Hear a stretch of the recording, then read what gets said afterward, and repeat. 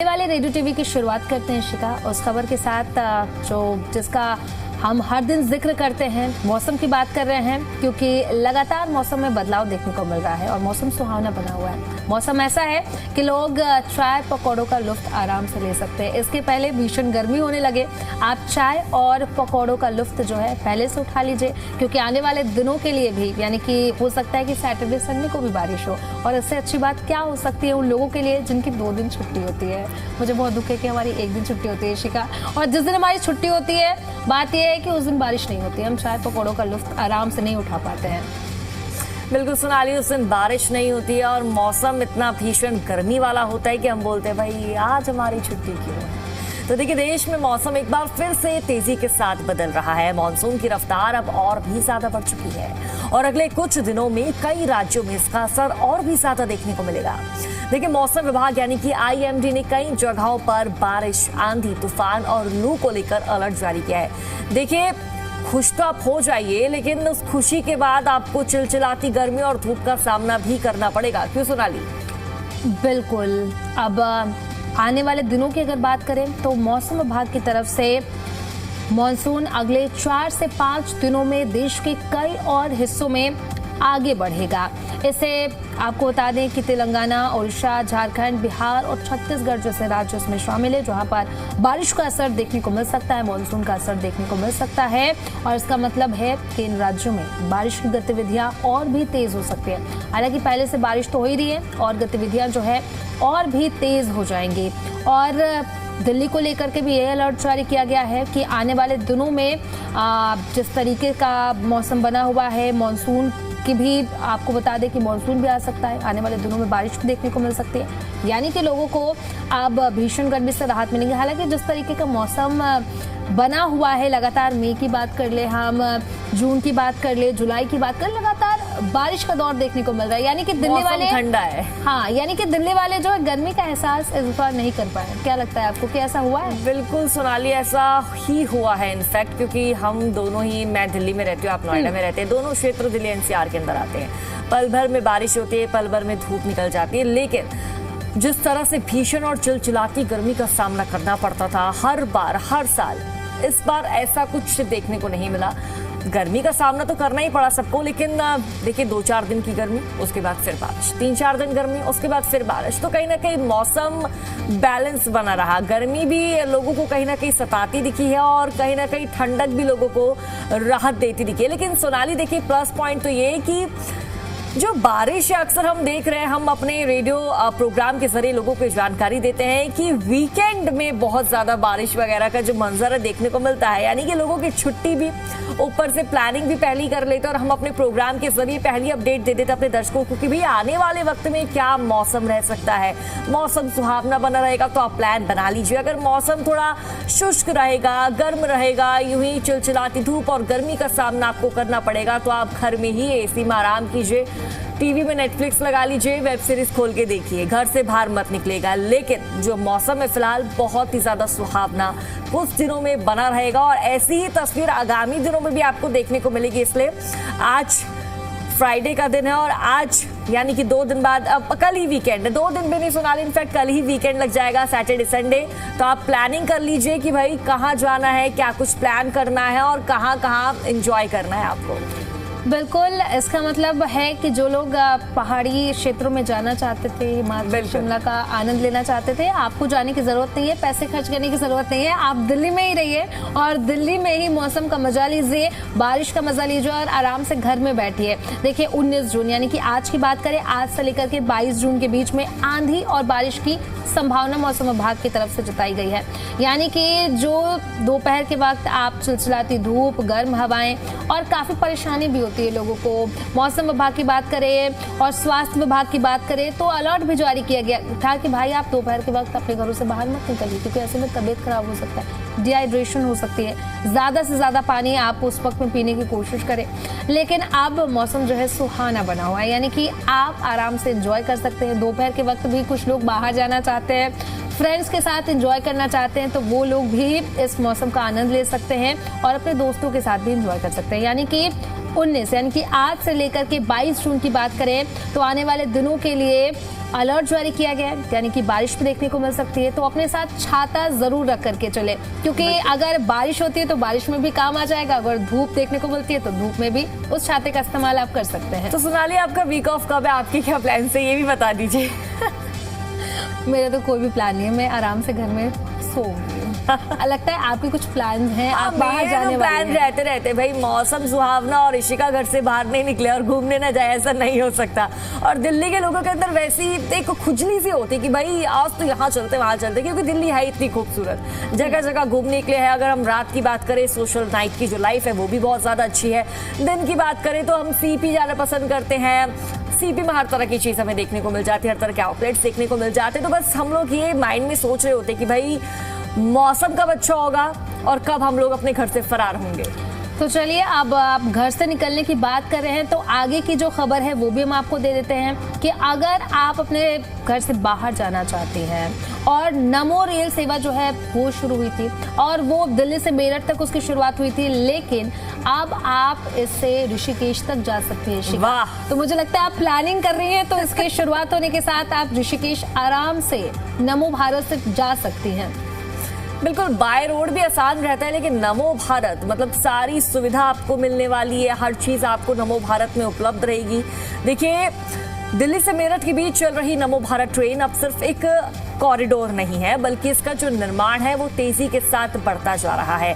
और जल्द ही आपको बता दें कि जो उत्तराखंड है, जिस तरह से हम देखते हैं सोनाली, उत्तराखंड जनता जाने के लिए एक्साइटेड रहते हैं, क्योंकि उत्तराखंड धर्म नगरियों में से एक है। धर्म नगरी उत्तराखंड को देवभूमि कहा जाता है। तमाम जो वहाँ पर पीठाधीश्वर है, मंदिर है, वहाँ लोग जाना पसंद करते हैं। बद्री केदारनाथ की हम बात कर ले, गंगोत्री यमुनोत्री की बात कर ले, और सबसे अच्छी बात तो ये देखिए सोनाली, बद्रीनाथ केदारनाथ के कपाट भी इस वक्त खुले हुए हैं, तो लोग जा सकते हैं। और जो योजना है पूरी तरह से देखिए फिलहाल तैयार है। दिल्ली से लेकर ऋषिकेश का जो सफर है वो अब कुछ ही घंटों में आप तय कर सकते हैं। बाय रोड से अगर हम सोनाली बात करें, देखिए लोग अपने वाहन से अगर जाते हैं तो टाइम लग जाता है, 4-5 घंटे का टाइम लोगों को कहीं ना कहीं लग जाता है अगर आप तेज की स्पीड हाई करके गाड़ी चलाएंगे तब। लेकिन आप ऐसा बिल्कुल मत कीजिएगा, क्योंकि अब एक प्लस पॉइंट है नमो भारत ट्रेन का, खाना भी मिलेगा, सुविधा भी मिलेगी, टाइम पे पहुंच भी जाएंगे।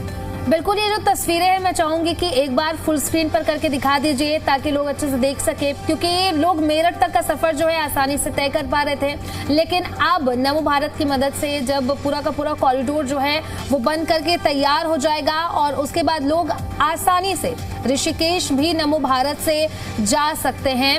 और आपको बता दें कि दिल्ली से मेरठ आप आसानी से 2-2.5 घंटे का वो सफर होता था, आप तय कर पाते थे, लेकिन जब ये पूरा का पूरा जो दिल्ली से ऋषिकेश का कॉरिडोर बनके तैयार हो जाएगा तो आपका सफर आसान हो जाएगा। और जो लोग ऋषिकेश का प्लान बनाते थे, जा नहीं पाते थे, ये सोच के कौन जाएगा, बस में बैठो, ये करो वो करो, बहुत सारे लोग सोचते हैं, तो वो आसानी से आप अब नमो भारत सीधे आपको दिल्ली में चढ़ना है और सीधे आप ऋषिकेश में उतरेंगे और जिसके बाद आप आराम से अपना सफर तय कर सकते हैं। खाना भी मिलेगा, सारी चीजें आसान हो जाएंगी और वहां जाकर के आप एंजॉय भी कर सकते हैं। बिल्कुल सोनाली, किसी को ड्राइविंग करने की भी अपनी कार को नीड नहीं होगी भाई, नमो भारत है, आप आराम से बैठिए, सफर का आनंद लीजिए। आप रात को अगर इस इस नमो भारत में सफर कर रहे हैं तो रात के वक्त आप सो जाइए, जब आपकी आंख खुलेगी आप ऋषिकेश में होंगे। बिल्कुल, जिस तरीके से अब सरकार की तरफ से अगर बात कर ले, क्योंकि लगातार सरकार चाह रही है कि लोगों का सफर आसान हो जाए, उनका समय बचे, और इसी को देखते हुए दिल्ली से लेकर के मेरठ तक नमो भारत की शुरुआत की गई थी और इसके बाद अब एक और नए कॉरिडोर की बात कही जा रही है। हालांकि अब देखने वाली बात होगी ऋषिका कि ये कॉरिडोर कब तक बन करके तैयार हो जाता है और लोग कब तक अपना सफर जो है और आसान कर सकते हैं, क्योंकि पहले लोग सोचते थे कि कार बुक करेंगे या फिर कुछ और करेंगे, बस से जाएंगे, काफी लोगों को समस्याएं होती थी, क्योंकि आप कई लोग ऐसे होते हैं जो कार में जब बैठ करके ट्रैवल करते हो तो परेशानी होती है, वोमिटिंग जैसी, नोज़िया, आपको कभी ऐसा फील हुआ है? टच वुड मुझे ऐसा कुछ नहीं हुआ है, क्योंकि मैं अपने पास सारे इंतजाम करके रखती हूँ। मैं नींबू पानी भी लेके रखती हूँ और अपने पास सारी टैबलेट मेडिसिन लेके रखती हूँ। और मेरी मम्मी स्पेशली सोनाली बात बोलती है कि भाई अगर कभी भी घर से बाहर निकलना है तो हेल्थ पहले है, मेडिसिन अपने पास रखियो, कहीं आगे जाके भैया हमें लगा कि तू एंजॉय करने जा रही लेकिन तू वापस घर लौट कर आ रही, तो ऐसा नहीं होना चाहिए। बिल्कुल। अब चलिए शिका, इसी के साथ हम खबरों में आगे बढ़ते हैं और आने वाली जो खबर है हर दिन इसका जिक्र हम करते हैं, क्योंकि पानी एक बेसिक नीड है आप अगर खाना बनाना जा रहे हैं आपको पानी चाहिए, कपड़े धोने जा रहे हैं आपको पानी चाहिए, हर एक ज़रूरी काम के लिए पानी चाहिए और उसकी किल्लत दिल्ली में है। लोग काफ़ी ज़्यादा परेशान हैं और लोग चाह रहे हैं कि जल्द से जल्द ये जो समस्या है इस समस्या का समाधान निकल सके ताकि वो उन्हें पानी खरीदना ना पड़े, क्योंकि वैसे भी बहुत सारे लोग जो है मध्यम वर्गीय लोग हैं जो दिल्ली में रहते हैं, दूर दराज से आए हुए हैं, अन्य राज्यों से आए हुए हैं और दिल्ली में बसे हुए हैं ताकि वो अपना जीवन यापन कर सके, लेकिन अब उन्हें पानी खरीद कर पीना पड़ रहा है। ऐसे में उनकी और भी परेशानी बढ़ गई है। शिका, बिल्कुल परेशानी भी बढ़ गई है और दिल्ली में सोनाली जिस तरह से हम देख रहे हैं गर्मी भीषण पड़ती जा रही है। हालांकि मौसम कभी कभी सुहावना हो जाता है, लेकिन ये ऐसा वक्त है जब सबसे ज्यादा हमारी बॉडी को पानी की नीड होती है और ऐसे में पानी नहीं मिलना, पानी मिलना तो गंदा मिलना, बदबूदार मिलना आफत है। तो देखिए दिल्ली में गर्मी शुरू होते ही कई इलाकों में पानी की किल्लत बढ़ चुकी है। इस दिल्ली और कई दूसरे इलाकों के लोग पिछले 1.5 महीने से पानी की परेशानी झेल रहे हैं, लेकिन सवाल है कि आखिर हर साल ऐसा क्यों होता है। देखिए सोनाली, लोग ना रहा करते हैं, पानी आएगा, अब आएगा, तब आएगा, साफ पानी हमें मिलेगा, हमें स्वच्छ जल मिलेगा, हम उसको पिएंगे, लेकिन लोगों का जो इंतजार है वो इसी तरह खत्म होता जा रहा है, लेकिन उनके हाथ में अब तक कुछ नहीं आया है। समस्या का समाधान होता नहीं है, पानी लोगों को मिल नहीं रहा है। बिल्कुल, और इसकी सबसे बड़ी वजह ये है कि दिल्ली के पास अपने इस्तेमाल के लिए पर्याप्त पानी नहीं है।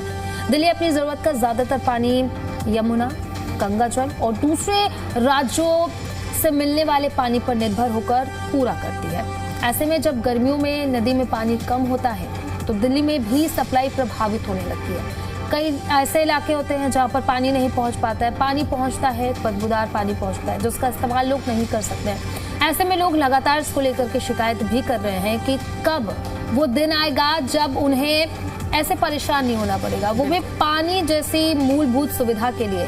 जो कहते हैं ना हम जल ही जीवन है, इसके लिए लोग परेशान हैं। तो दिल्ली को हर दिन करीब 1250 मिलियन गैलन पानी की जरूरत होती है, लेकिन आम दिनों में करीब 1000 मिलियन गैलन पानी ही मिल पाता है, यानी कि पहले से ही करीब 250 मिलियन गैलन की कमी रहती है। और गर्मियों में ये कमी और ज्यादा बढ़ जाती है क्योंकि गर्मियों में लोग पानी ज्यादा पीते हैं, नहाते ज्यादा हैं।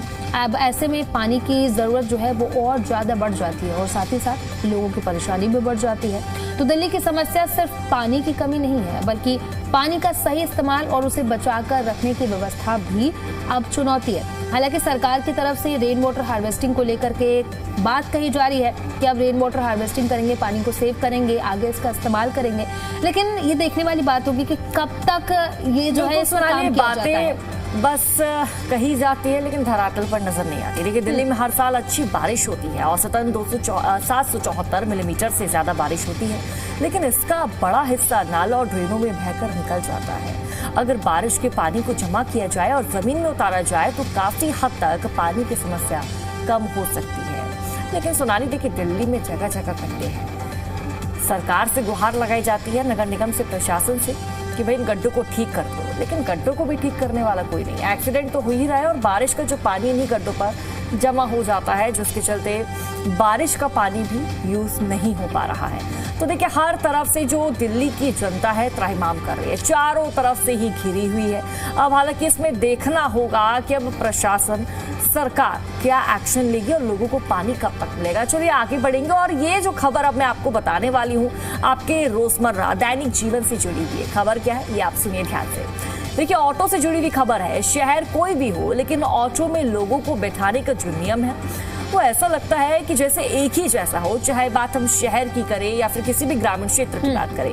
देखिए एनसीआर के ऑटो हो या फिर किसी छोटे शहर की, नियम से ज्यादा लोग हमेशा ऑटो में आपको बैठे ही मिलेंगे। सोनाली, आपने कभी ऑटो से ट्रैवल किया है? किया है बहुत बार, लेकिन काफी परेशानी होती है। बिल्कुल सोनाली, मतलब आप टेम्पो में जा रहे हैं, एक बड़ा ऑटो टेम्पो है जो कि अक्सर हम देखते हैं कि दिल्ली एनसीआर में चलता है, नोएडा सेक्टर 62 से लेकर 15 मेट्रो स्टेशन तक चलता है। आपको उस ऑटो में कितने लोग बैठे दिखते हैं? कभी 7 कभी 8, हालांकि 6 लोगों की जगह होती है, लेकिन जो ड्राइवर जो आगे ड्राइव कर रहा होता है वो कहता है कोई नहीं आप यहाँ में बैठ जाइए, आप यहाँ में बैठ जाइए। राइट में भी बिठाता है, लेफ्ट में बिठाता है, मतलब उसके लिए भी असमंजस की स्थिति कि भाई चलाएगा कैसे, रेस कैसे देगा, नहीं थोड़ा बहुत पैसा ज्यादा मिल जाएगा, अपना खर्चा पानी निकल जाएगा, ये ऑटो वालों की मेंटालिटी होती है। अब आगे की खबर आप दर्शकों को बताइए। बिल्कुल ऐसा लगता है कि मानो ऑटो के लिए ये नियम भी ऑटोमेटिक चल रहे हैं। इसकी चर्चा हाल ही में एक खबर के आने के बाद शुरू हुई थी, जहां एक ऑटो रिक्शा से 19 लोगों को बाहर निकाला गया। मामला उत्तर प्रदेश के कन्नौज का है, जहां ट्रैफिक पुलिस ने जब एक ऑटो को रोका तो सवारियों के उतरने का सिलसिला खत्म ही नहीं हो रहा है। आप सोचे कि वो ऑटो कितनी छोटी और उसमें 19 लोग, मतलब कूच के लोग बैठाए गए थे। एक्सीडेंट हो सकता था, वो ऑटो जो है ज्यादा वेट की वजह से पलट भी सकती थी, बहुत बड़ा हादसा भी हो सकता था। लेकिन ड्राइवर को तो छोड़िए, ऐसी खबरें सुनने के लिए भी आती है सोनाली कि ओवरलोड की वजह से ऑटो हिल रहा है टेढ़ा मेढ़ा और एक्सीडेंट हो जाता है, और जो लोग उस ऑटो में बैठे हैं वो भी कहीं ना कहीं उनको नुकसान पहुंचता है और चोटें भी उन लोगों को लगती है, लेकिन उसके बाद भी लोग एक्टिव नहीं है, जागरूक नहीं है, अवेयरनेस लोगों के अंदर है ही नहीं। बिल्कुल इशिका, अब सिर्फ ऑटो ड्राइवर तो कहेगा आप बैठ जाओ, लेकिन एज अ पर्सन आप अपना ख्याल जो है खुद अपने हाथ पर है। बिल्कुल आप खुद कहिए कि नहीं हम नहीं बैठेंगे, लेकिन आप भी उसमें बैठ रहे हैं, क्यों? समय बच जाए। लेकिन समय बचने के चक्कर में अगर एक्सीडेंट हो जाता है, कुछ हो जाता है, तो आप अपनी फैमिली के बारे में तो सोचिए, समय नहीं बचेगा। एग्जैक्टली। तो जब लोगों को ऑटो से उतारा गया तो सवारियों की संख्या 1 2 3 4 5 नहीं बल्कि 19 थी। इसमें बड़े और बच्चे भी शामिल थे।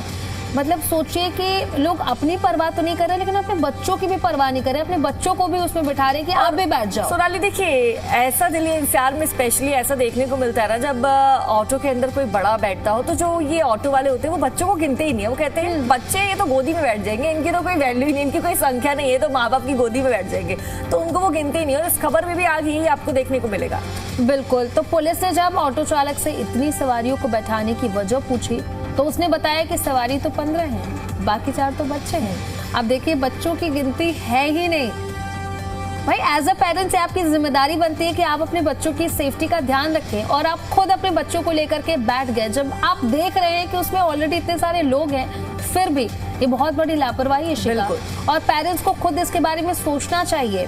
और इस घटना के बाद पुलिस ने ऑटो को सीज कर दिया और सभी यात्रियों को दूसरे वाहन से सुरक्षित आगे भेज दिया गया। लेकिन सोनाली, नियम क्या कहते हैं, कितनी सवारी आप बैठा सकते हैं, ये आप देखिए। देखिए ये तो रहा कि एक मामला, लेकिन अगर आप अपनी शहर की सड़क पर नजर दौड़ाएंगे, कहीं भी आपकी नजर जाएगी तो पाएंगे कि हर तरफ ऑटो में ज्यादा सवारी भरी रहती है। और सवारी सोनाली सिर्फ भरी नहीं रहती, बल्कि ठूस ठूस कर लोग बिठाए जाते हैं कि भाई हमारा भाड़ा निकल जाए, खर्चा निकल जाए। कई बार तो ऑटो चालक तब तक सवारी भरता है जबकि उसे ऐसा लगता है कि जब तक ऑटो चल सकता है, जब तक लोग बैठ सकते हैं, तो ठूसते जाओ। और देखिए जनता भी ऐसी है सोनाली कि भाई टाइम बचाने के चक्कर में बैठ भी जाते कि भाई चलो कोई बात नहीं, थोड़ी सी जगह मिल रही है हम बैठ जाते हैं। लेकिन ये जो अगर आप ऐसी मेंटालिटी रख रहे हैं, अगर आप ऐसा कर रहे हैं तो सावधान हो जाइए, क्योंकि इसी के चलते जो एक्सीडेंट्स के रेट है वो काफी ज्यादा हाई होते जा रहे हैं। तो अगर आप किसी भी ऑटो को ऐसे देखेंगे तो सावधानी बरतिए, उस ऑटो चालक को भी कहिए भाई तू निकल जा, हम नहीं जा सकते तेरे साथ।